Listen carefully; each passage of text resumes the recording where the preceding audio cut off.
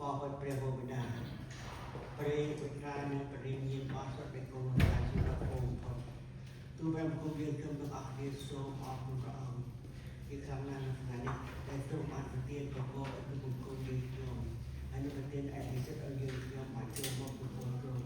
ដោយមានសេចក្តីពិតហើយមានព្រះបញ្ញត្តិរបស់អង្គទ្រង់បាត់នៃគុំទ្រង់ប្រកបនឹងថាព្រះអង្គជាព្រះដែលមានប្រយោជន៍ក្នុងថ្ងៃ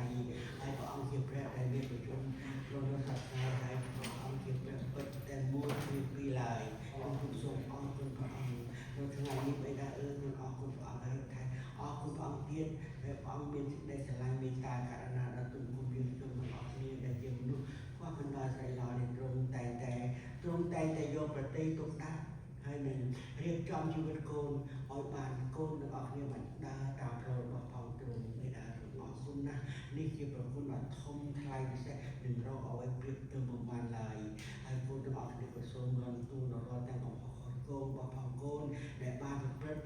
ការរំលងមិនតាមហាតិកាមួយថ្ងៃដោយដឹងខ្លួនឬក៏មិនដឹងខ្លួនយ៉ាងណាក៏សូមទូលបានអត់ទោសឲ្យកូនហើយជួយបំពេញកូនជួយបន្ថែមកូនជួយឲ្យកូនបានអស់សុខពុទ្ធទ្រង់នៅថ្ងៃដែរខ្ញុំសូមអរគុណព្រះអង្គ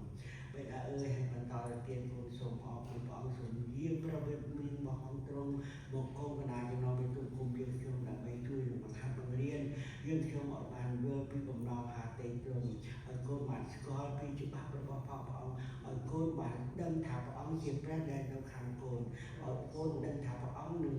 ពេលអនាគតព្រះអង្គនឹងយាងមកនឹងលើកទូមង្គមយើងទាំងអស់គ្នាទៅដល់ជាមួយព្រះអង្គជាមិនខានឡើយអរគុណព្រះអង្គ